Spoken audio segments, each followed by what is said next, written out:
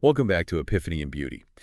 Today, we're going to take a deep dive into a spiritual classic, Yeah. True Devotion to Mary by Mm. St. Louis de Montfort. A classic. This book has been a cornerstone of Marian devotion, for centuries. Yeah. And we're going to unpack the first 3 chapters Okay. to kind of see why. Yeah. What's so fascinating about de Montfort is how he cuts through all the fluff. Yeah. He doesn't just assume we understand Right. Marian devotion. He Yeah. breaks it down. He distinguishes it from simple outward actions. Like he challenges us right from the start, saying Yeah. that many Christians, even theologians, Yeah. have a very shallow Yeah. understanding of Mary's role. Yeah. They just don't get it. Yeah, it's like he's hinting at a secret, Right. a deeper truth about Mary A secret, yes. that most people miss. Exactly. And that's where his concept of true devotion comes in. Okay. It's not just about saying a certain number of Hail Marys or attending Mass. Right. It's an interior disposition, a surrender of your whole self to God Okay. through Mary. That idea of surrender, though, like giving ourselves entirely to God, can seem really daunting for people. It can. But de Montfort uses this very powerful analogy Oh, yeah. to explain why it's so necessary. Okay. He compares our souls to vessels. Okay. Even if we try to fill them up with all these good actions, Mhm. they're still tainted by our imperfections. Right. Like imagine pouring clean water Oh, I see. into a dirty glass. That's a striking image. Right. It is. It's so powerful. Yeah. And it leads us to de Montfort's somewhat controversial concept Uh-huh. of becoming slaves of Mary. Yes. I know that might sound a little jarring Right. in today's world, Of course. Yeah. but remember, he is writing in a different time different language. with different language. Totally. Yeah, it did make me pause. Yeah. I mean, the word slavery has such negative connotations today. Of course. But as I read on, I realized de Montfort's talking about something way deeper. He is. He's talking about a radical surrender of our will to God, recognizing our own limitations, Yeah. and embracing Mary's guidance. Okay. And it's about letting go of our ego, Right. our desire to be in control, Right. and allowing Mary to lead us to Christ. So it's less about literal chains. Right. And more about choosing to follow her willingly, Yes, like a child trusting their mother. precisely. It's about trusting that she knows the best way Just to lead us to God's blessing. exactly. He also uses this really interesting phrase, Okay. calling Mary the relation to God Yes. and the echo of God. It's beautiful. Yeah. What do you make of that? It's a beautiful way of expressing Mary's unique closeness to God. Yeah. You see, de Montfort believes Mary reflects God's will and love Okay. so perfectly that she becomes a bridge, a path for us to reach him. Right.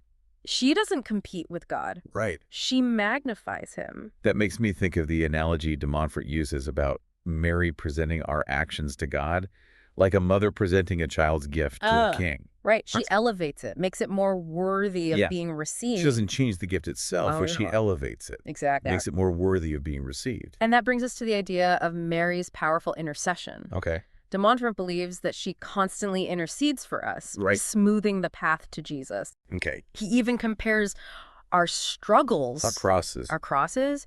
to fruit preserved in sugar. Oh, wow. Mary doesn't take away the bitterness, Okay. but she sweetens it, makes it bearable. That's such a comforting thought, especially when we're going through Right. difficult times. Yeah. Great. It reminds us that we're not alone, I'm not alone. that Mary is there walking with us, offering us her strength. Absolutely. And that's where the power of simple prayers like Yeah. the Hail Mary and the Rosary come in. Yes. De Montfort was deeply devoted to these prayers. Yeah. He saw them as a direct line Yeah. to Mary's heart, Yes. a way to invoke her intercession and draw down God's grace upon us. He even quotes Blessed Alain de la Roche, who said, neglecting the Hail Mary is a probable and proximate sign of eternal damnation. Wow. Those are strong words. Those are strong words. They are. But remember, de Montfort isn't trying to scare us. Right. He's trying to wake us up to the incredible power we Yeah. have at our fingertips, each Hail Mary. Right. Is an opportunity to connect with Mary, to invite her into our lives, and to ask for her help on our journey to God. So we're not just mindlessly repeating words. No. We're engaging in a dialogue with Mary, Yes. seeking her guidance and protection. Exactly. Yeah. And that's what makes true devotion to Mary so powerful. It's not just a theological treatise. Mm-hmm. It's a roadmap for a deeper, more intimate relationship with Mary. Yeah. A relationship that ultimately leads us closer to Jesus. Closer to Christ. Exactly. As we go deeper into these chapters, I'm struck by how de Montfort constantly challenges us to go beyond a superficial understanding of Marian devotion. It's like he's peeling back layers, revealing a depth and richness that many of us might have missed. Definitely feels like a journey, a gradual unveiling of Mary's role in our spiritual lives. It is. And in chapter 2, he really gets to the heart of why this devotion is so essential. He makes this bold claim that devotion to Mary is the surest, shortest, and most perfect way to Jesus. Wow. It's like he's presenting her as a spiritual shortcut, a superhighway. Superhighway. To union with God. Yeah. That image of a superhighway really resonates with me. Yeah. It suggests that there's a more efficient, perhaps even a more joyful way to reach our destination. Yeah. And this brings us back to the concept of Mary as a mediator. A bridge between us and Christ. Now, I know some people might find this idea a little uncomfortable. Yeah. They might see it as diminishing a direct relationship with God. They might. I can see that. But de Montfort is very clear that true devotion to Mary does not replace or lessen our love for God. In fact, he argues it intensifies it. He even goes so far as to say that the more we consecrate ourselves to Mary, the more we are consecrated to Jesus. It's like this beautiful spiral, an upward momentum where our love for Mary fuels our love for Christ and vice versa. That's a beautiful way to put it. It's not an either situation. No, it's a both hand. It's a both hand. Yeah. And it all comes back to Mary's role as our spiritual mother. It does. De Montfort emphasizes that she desires nothing more than to see her children of course united with her son. He uses such tender language when describing Mary's love. He does. He calls her the treasurer and dispenser of all God's graces, constantly showering them upon her devoted children. It's like she's holding all the treasures of heaven. Yeah. And she's just waiting to share them with us. Yes. But here's the catch. De Montfort also stresses the importance of dying to self. Dying to self. Now, he's not talking about physical death, but a spiritual death. A letting go of our ego and our self-centered desires. It's about surrendering our will to God's will. Exactly. Allowing Mary to guide us on this path of transformation. He doesn't sugarcoat it? No, he doesn't. He says, and I'm paraphrasing here, go ahead, that even our best actions are often tainted by self-love. Right. It's like that image of pouring clean water into a dirty glass. It is. Our good intentions can get muddled by our imperfections. It's a humbling thought, isn't it? It is. It reminds us that we can't do it on our own. We can't. We need God's grace. Yes. And we need Mary's help to receive that grace fully. Exactly. That's why de Montfort returns to the story of Jacob and Esau. This time he focuses on Jacob's willingness to obey his mother Rebecca, even when it meant deceiving his father. Oh, interesting. It's interesting how de Montfort doesn't shy away from the complexities of this story. Jacob's actions were morally ambiguous, but he was ultimately rewarded for his obedience to his mother. So de Montfort seems to be suggesting that true devotion to Mary requires a similar kind of obedience. Yes. It's about letting go of our need to be in control. Letting go. Trusting that Mary knows the best way to lead us to God's blessing, even when it seems unconventional or even uncomfortable. Unconventional or even uncomfortable.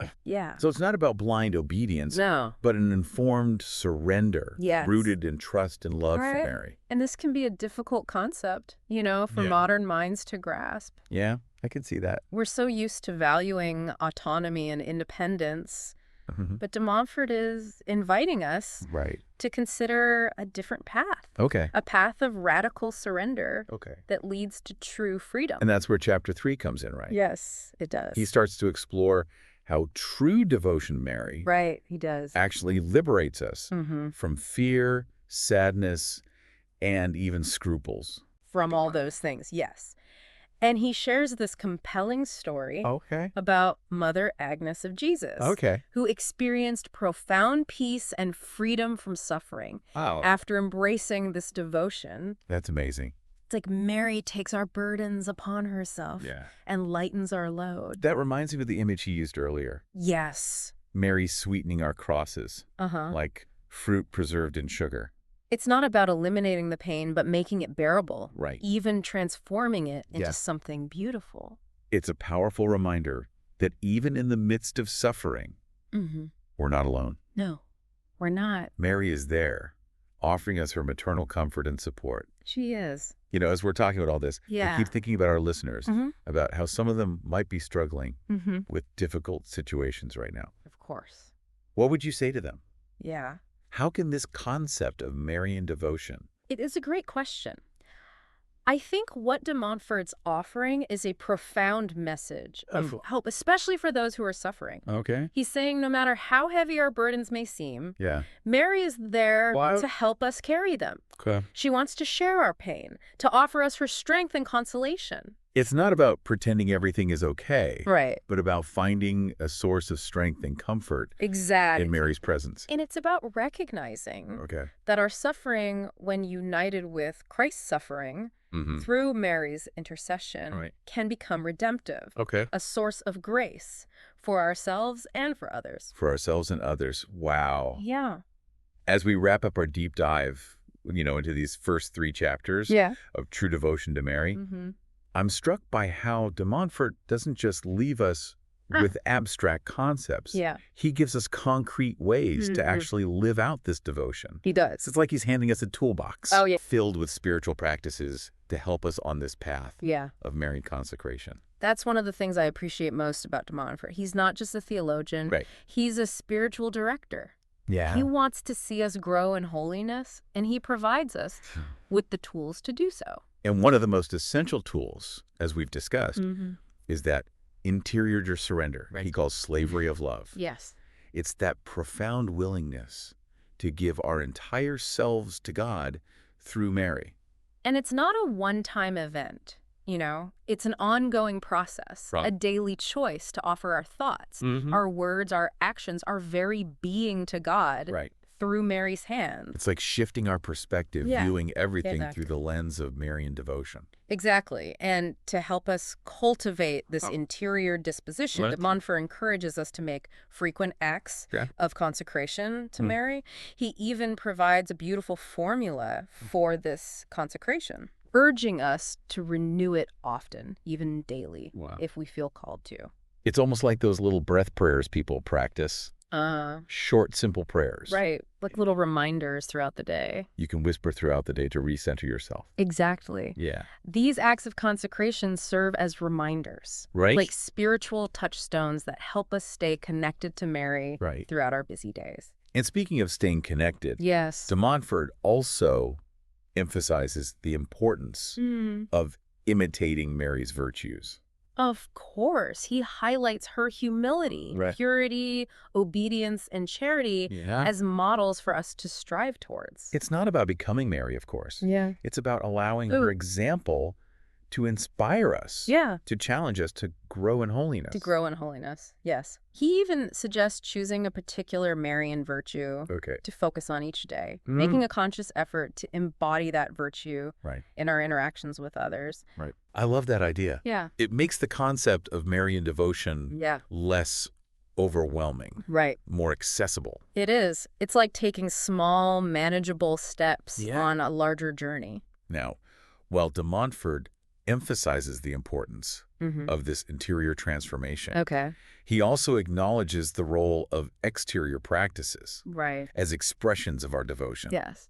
He specifically highlights the rosary and the wearing of small chains as signs of our consecration. The rosary, with its meditative repetition of the Hail Mary, has been a cornerstone of Marian devotion for centuries.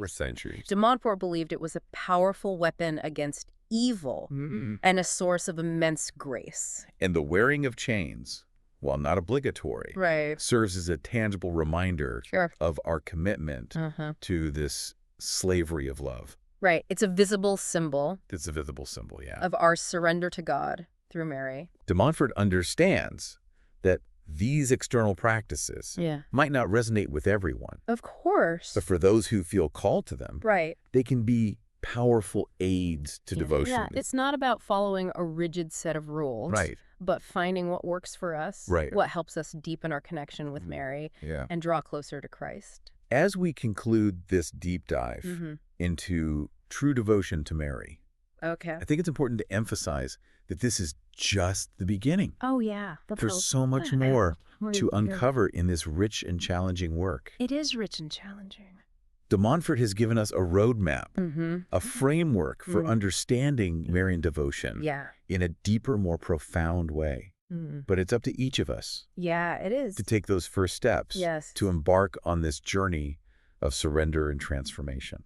And as we do, we can trust that Mary, our loving mother, will be there every step of the way, guiding us, protecting us, and leading us ever closer to her Son. This has been such an enriching exploration of true devotion to Mary. Thank you for joining us on this deep dive. And we encourage you to continue exploring this spiritual treasure on your own. Until next time, may God bless you. And may Mary, our mother, keep you close to her Immaculate Heart.